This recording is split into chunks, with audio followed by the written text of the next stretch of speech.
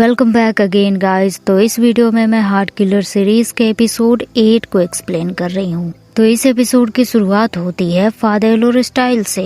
वो दोनों बिसोन और कांत की तलाश में निकले हैं, पर फादेल उसे एक मोटेल में लेकर जाता है और स्टाइल का 3rd डिग्री दिमाग चलना शुरू हो जाता है। वो फादेल से कहता है तुम मूड में हो क्या।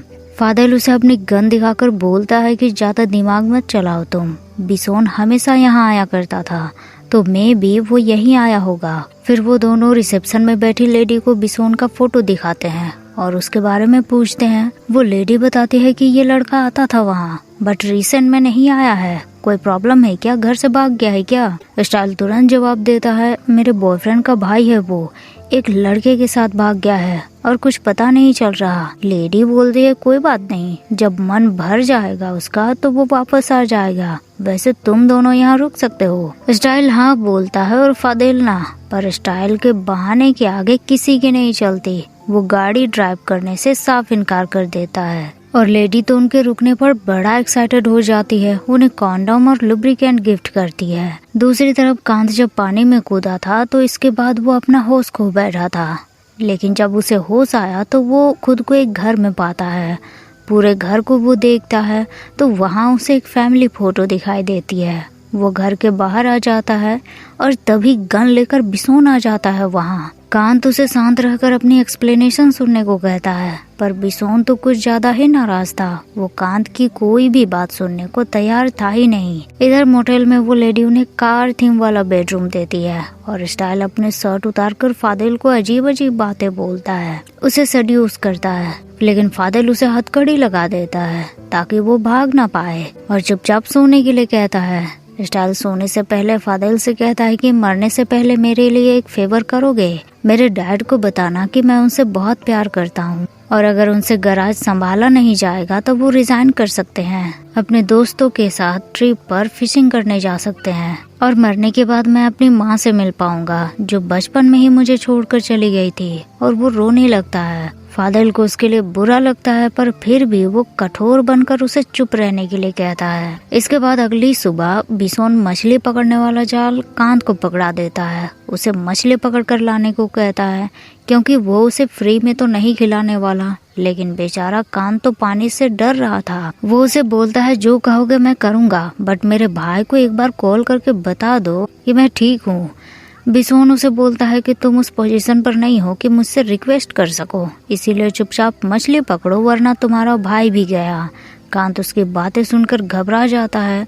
वो कहने लगता है कि बिसोन तुम मेरे साथ जो करना चाहो कर सकते हो, पर मेरे भाई को कुछ मत करना, मेरे अलावा उसका कोई नहीं है और उसी के लिए ही मैंने पुलिस का काम किया है। अगर नहीं करता तो पुलिस मेरे केस को ओपन कर देती और मुझे जेल हो जाती, तब मेरा भाई कैसे रहता। बिसोन उसकी बातों पर ध्यान नहीं देता, उसे मछली पकड़ने को बोलता है और कांत समुंदर में जाल फेंकता है, पर मछली के बजाय सिर्फ कचरे उसके हाथ लगते हैं।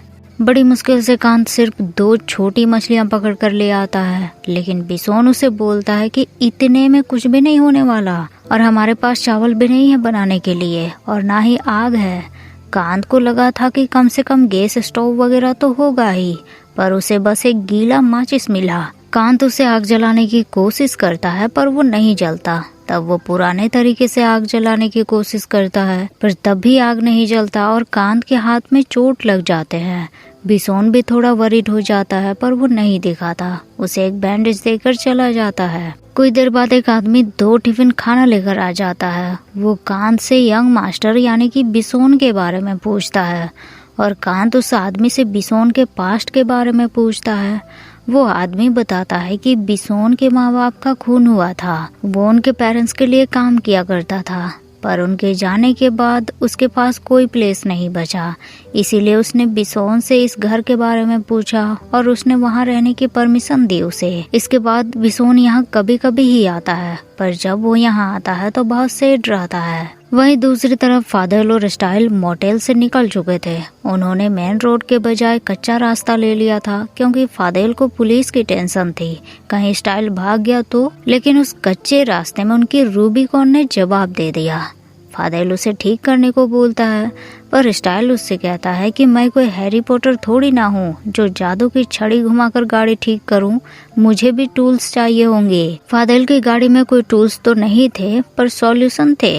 वो स्टाइल से गाड़ी को धक्का देने के लिए कहता है, और वही बेचारे स्टाइल के पास कहाँ कोई चॉइस है। आधे दूर गाड़ी को धक्का देने के बाद वो पूरी तरह से थक जाता है। वो गाड़ी को धक्का देने से साफ मना कर देता है, उसे गाड़ी वहीं छोड़ने के लिए कहता है। फादेल भी बड़े आराम से गाड़ी से उतर जाता है और पानी पीता है, स्नैक्स खाता है। स्टाइल को बोलता है कि अगर मेरी गाड़ी चोरी हुई तो मैं सिर्फ तुम्हें मारूंगा नहीं, बल्कि तुमसे अपनी गाड़ी भी ले लूंगा। और स्टाइल तो पूरी तरह से खुद को फादेल के हवाले कर चुका था, उसे जो चाहिए वो कर सकता था। फादेल उसके मुंह में स्नैक्स डाल देता है और दोनों पैदल आगे बढ़ जाते हैं। दूसरी तरफ बिसोन ने कांत को बांध कर रखा हुआ था और खुद टिफिन का खाना खा रहा था। कांत उसे बोलता है, मुझे भी खाना खिला दो। बिसोन उसके मुंह तक खाना लेकर जाता है, पर वो फेंक देता है, उसे एक दाना भी नहीं देता। कांत उसे बोलता है, ऐसे भूखे प्यासे मरने से तो अच्छा है ना कि तुम ही मुझे मार दो। और बिसोन गन लेकर आ जाता है। कांत उसे बोलता है कि पुलिस का काम करना उसकी मजबूरी थी, पर उसे नहीं पता था कि बिसोन से उसे प्यार हो जाएगा। बिसोन बहुत ज्यादा गुस्सा हो जाता है, उसे बोलता है कि तुम्हारे पास और भी रास्ते थे, बट तुमने ये रास्ता चुना, और अगर तुम मुझसे प्यार करते तो मुझे इस तरह से सच का पता नहीं चलता। और वो कांत को शूट कर देता है, लेकिन निशाना कांत पर नहीं था, बल्कि गोली उसे छू कर निकल गई थी। बिसोन वहाँ से रोते रोते चला जाता है। वही स्टाइल और फादेल भटकते भटकते एक घर के पास पहुँच जाते हैं। स्टाइल को अब डर महसूस हो रहा था। वो फादेल से कहता है कि पहले हमारी गाड़ी खराब हुई और अब इस सुनसान जगह पर घर, कहीं ये कैनिबल्स यानी कि आदमखोर लोग रहते होंगे तो। फादेल उसे अपनी इमेजिनेशन अपने पास रखने के लिए कहता है और दोनों डोर नॉक करते हैं। स्टाइल अभी भी वापस जाने की बात कर रहा था, पर फादेल गेट खोलकर अंदर आ जाता है। लेकिन अंदर आते ही दो कपल उन्हें बुरी तरह फाइट करते देखते हैं। एक भाग रहा था और दूसरा बड़ा सा डंडा लेकर उसका पीछा कर रहा था, क्योंकि उसने डंडे वालों के साथ चीट किया था। स्टाइल उनके बीच मामला शांत करवाने की कोशिश करता है, पर डंडे वाले को लगने लगता है कि स्टाइल ही शायद वो इंसान है जिसके साथ उसके बॉयफ्रेंड ने चीट किया। लेकिन फादेल तुरंत अपनी गन उसकी तरफ कर देता है और डर के मारे दोनों कपल भागना शुरू कर देते हैं, पर स्टाइल और फादेल उन्हें पकड़कर बांध देते हैं। डंडे वाला उनसे कहते हैं कि हमें मत मारो, हमारे पास कुछ भी वैल्यूएबल चीजें नहीं हैं। एक ही चीज थी मेरे पास, मेरा दिल, जिसे इस आदमी ने चूर चूर कर दिया, और इसके जैसा आदमी माफी नहीं बल्कि मौत डिजर्व करता है। फादेल गन के निशाना उसके पार्टनर की तरफ कर देता है और बोलता है, ठीक है, तुम इसे मारना चाहते हो ना, तो मैं ही मार देता हूँ। उसका पार्टनर रोने लगता है। डंडे वाला भी घबरा जाता है, वो तो बस ड्रामेटिक बन रहा था, उसे सच में अपने पार्टनर को नहीं मारना था। उसका पार्टनर भी माफी मांगता है कि अपने शादी वाले दिन को उसने खराब कर दिया। हाँ, उसने उसके साथ चीट किया, पर वो सब कुछ भी नहीं था, बल्कि उसका सब कुछ तो डंडे वाला ही है, और वो मरने के लिए रेडी हो जाता है। लेकिन फादेल उन्हें सूट नहीं करता, बल्कि स्टाइल और फादेल दोनों मिलकर उनकी शादी करवा देते हैं। स्टाइल उनके लिए फादर बन जाता है, कबूल है के साथ उनका विवाह संपन्न कर देता है, और वो दोनों कपल काफी खुश हो जाते हैं। इधर जहाँ बिसोन और फादेल मिसिंग थे, वहीं कीन इस मौके का फायदा बहुत अच्छे से उठा रहा था। वो मिस लिली को बताता है कि रिवरात के मिशन फेल होने के बाद कॉन्ट्रैक्ट देने वाले उनसे कॉन्ट्रैक्ट वापस मांग रहे हैं। मिस लिली फादेल और बिसोन के बारे में उससे पूछती है, और वो बताता है कि शायद वो लोग पहले से ही रिजाइन करना चाहते थे, इसीलिए इसे लास्ट मिशन बोल रहे थे, और मिशन जब फेल हुआ तो वो भाग गए, और उनके साथ बॉयफ्रेंड भी हैं दोनों के। मिस लिली बॉयफ्रेंड की बातें सुनकर चौंक जाती है, और उन्हें भी कीन की बातों पर भरोसा हो जाता है कि फादेल और बिसोन ने उन्हें धोखा दिया है, इसीलिए उन्हें ऐसे छोड़ना खतरे से खाली नहीं है। कभी भी वो दोनों पलटवार कर सकते हैं। वो कीन को इसकी जिम्मेदारी सौंपती है कि फादेल और बिसोन के काम तमाम कर दे।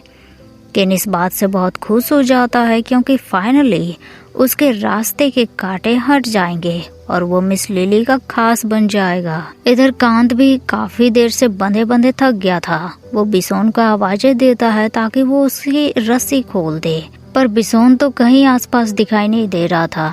कांत इस मौके का फायदा उठाकर तुरंत अपनी रस्सी खोल देता है और एक मोटा डंडा उठाकर बिसोन की तलाश करना शुरू कर देता है। उसे बिसोन समुंदर के किनारे बैठा दिखता है। वो डंडा लेकर उसके पास जाता है और चुपके से उसे मारकर भाग निकलने के बारे में सोचता है, लेकिन बिसोन को उसकी आहट समझ आ गई थी। वो उसे बोलता है, जो करना चाहो कर सकते हो, मुझे मारकर भाग जाओ तुम यहाँ से।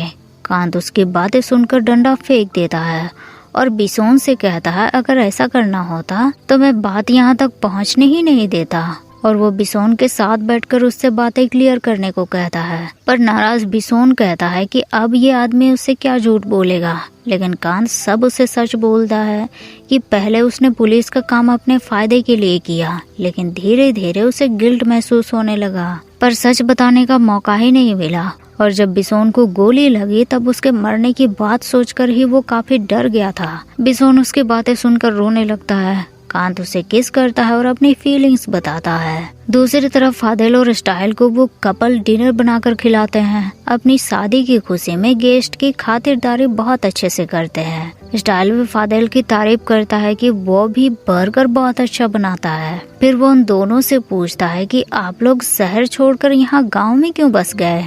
दोनों बताते हैं कि पहले वो दोनों एक सैलरीमैन की तरह ही जॉब कर रहे थे। फिर वो दोनों मिले, उन्हें प्यार हुआ और चीटर वाले को नेचर से प्यार था, इसीलिए डंडे वाला उसके साथ सब कुछ छोड़कर यहाँ बस गया। उसकी बातें सुनकर फादेल बहुत नाराज हो जाता है। वो चीटर वाले को बोलता है कि ये तुम्हारे लिए सब कुछ छोड़ छाड़ कर यहाँ आ गया है और तुम उसके साथ चीट कर रहे हो।